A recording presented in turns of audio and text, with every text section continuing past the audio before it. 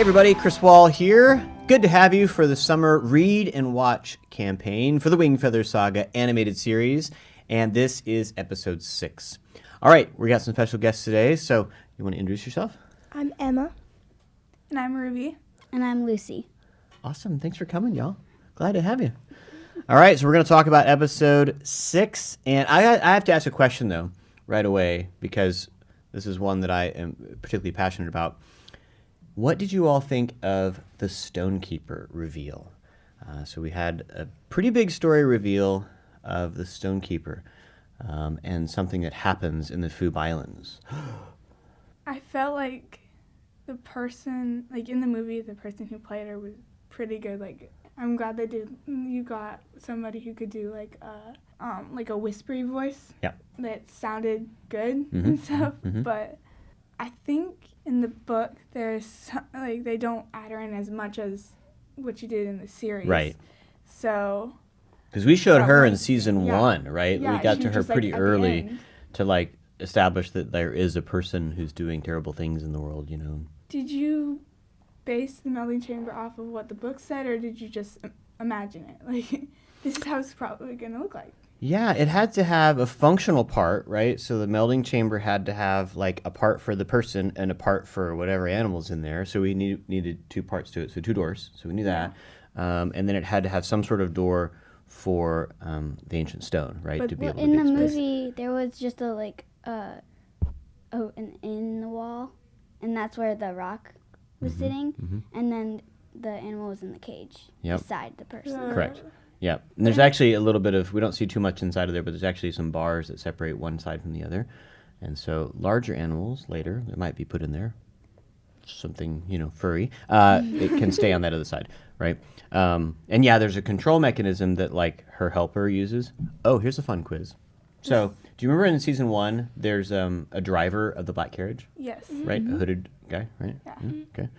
And then we use the same ones for the ones who go over and like control the handle and hand her the book and stuff like that, right? That character, the model, is Pete. What? You use the same. Yep. Really? It's Pete without a beard. Yeah, we turn his beard off, and so you get his kind of naked face, and then put a hood on him. And That's cool. That's funny? Cool. I never noticed that. It's like a stand-in actor, It's, it's really funny. But the stone in the in the like melding box, in the book it was yellow, but in the movie it was red. Yep. Did you do that just so it looked cooler when they showed it out? Well, it's interesting because much later, we end up having a different colored light that emerges when the song is sang differently. Anyways, and so we wanted to think about that as a more golden light. Yeah. And so we thought, well, we'll just go for the bad guy thing of making it turn red when you're singing the Song of Ancient Stones for selfish reasons. Right, that was kind of the key thing. But yeah, it was interesting to including a melding on screen, right? Which we did in episode 5, not episode 6 here, but including a melding scene this early was important to us to set the stakes for like how bad things could be, right? Like if things go really bad. And so we talk about if kids are taken to the black carriage, they may end up there, right? And that's a really bad outcome. And so what was interesting is for Andrew and I watching it for the first time, just in animatics and storyboards, it was really disturbing. Like we were like, whoa, that is messed up, right?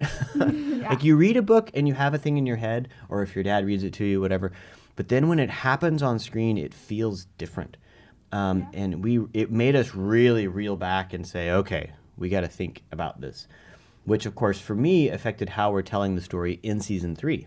Literally, watching that moment of the melding chamber was like, okay, hang on, we need to think about this. Because that's a pretty bold decision someone's making, right? And we want to make sure that we can some earn of it. them want to do it, but then some of them don't want to do it, but they still do it. That's right, yeah. And so there's a whole set of rules around the magic and how it works and doesn't work, and the sort of thing is that they have to be willing, but they can be willing because they really want power. So the guy we show is like, yeah, hook me up, right? But then they could also just be broken and like, I don't care what happens to me, go ahead, right? So that could happen. If they're in the middle, it doesn't work and things go badly. That's why they keep them in the chains before. Try to break them down Yeah. or make them want it. Yeah, either way. So, yeah, we thought it was really important to show this early So we understood, okay, this is what where things could go. Okay. And I think for a lot of people, it was kind of a jump. It's like, whoa, we're in the Foob Islands, and whoa, there's a stonekeeper, and we're seeing the Melding Chamber. The other thing we had to commit to early, which I wasn't ready for, I'll be honest, is the song. So when your dad read to you, did he sing the Song of Ancient Stones to you? He kind of just said it like a chant. Yep, exactly. So there's a chant involved, right? Sing the Song of the Ancient Stones, whatever that thing, and the blood of the beast imbues your bones. We saved that part, actually, for season 3. But there's a melody, supposedly, that they're singing, right? So for me, that involves Little Mermaid, right? So we all know what that melody is when she's singing with Ursula. You know, right? Yeah. It's a pretty simple little thing, but it's super memorable, right? So we needed to come up with a melody that would be something like that for us here.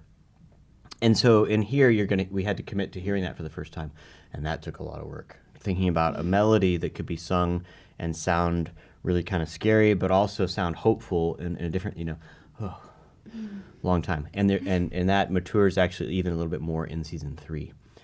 So we get to come back to that. So yeah, this is a huge moment unveiling Melding. They did a good job in the movie because in the book it says that she has like a kind voice, but also she's really scary, and it's hard to imagine that. And so they did a really good job of making that in the movie. Yeah. Yeah, I think because they made her look pale and sickly, that also made her look scary. But then her voice was kind, and that's how they somehow they met up, and it was perfect for that character. Her cape is really cool.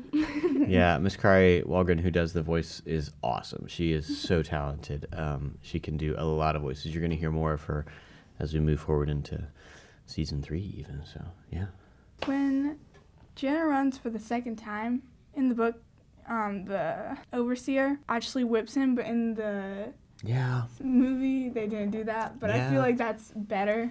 I just felt like it got really dark, man. Like, you already got kids slaved in there, and then it's like, we'll talk about the coffin box in a minute, but like, the coffin box was like a whole thing, and then if you start whipping them, you're like, yeah. So I had him cracking the whip, but we never see him strike him. It looked like when he was like on the stairs, and then it looked like in one part that he did whack him, but like you could tell that he never actually we didn't want to. Yeah, in the books it describes that happen. There's a lot of things. So people talk about the series and like, wow, this is really violent. And I'm like, you should read the books. There's things like in the first book, there's some, when they had the battle at Angstelly Manor, there's some really violent things that happen in there that we did not do in the TV series. Like, we pulled it back a little bit. Like, it's still pretty intense, but we wanted to keep it PG.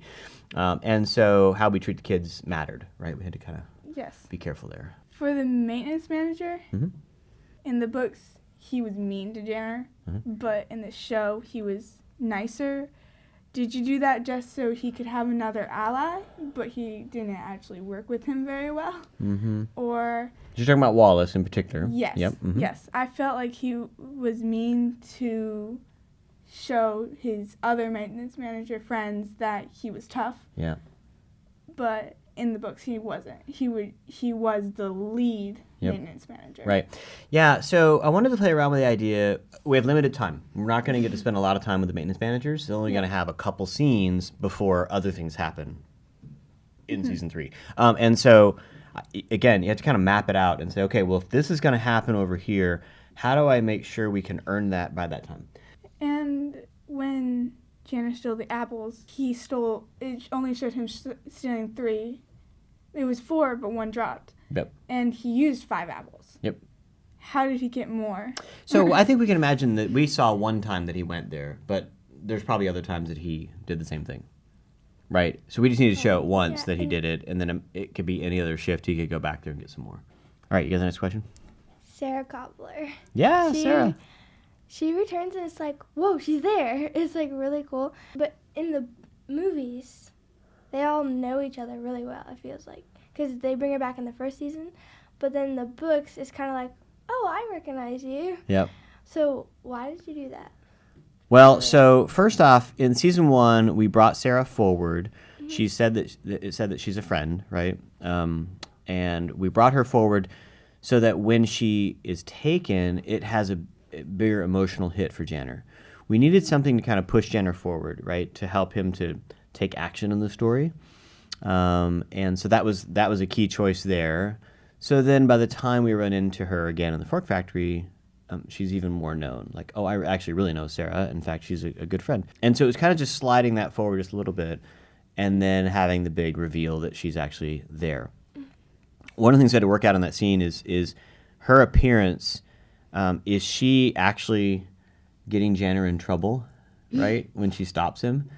Yeah. And so one of the key things I wanted to make sure we saw, which maybe you guys saw it or not, but is that had he gone through that door, there was somebody waiting for him, and he would have been hit, right? So because moments later, someone steps around, and was waiting. They know that kids are going to run, right? They're ready for it, right? It's not like... And so she's like, if you keep going through that door, you're going to get beat up really bad. I mean, he gets beat up anyways, but but she kind of stopped him short, so it doesn't get too bad, I guess, Yeah.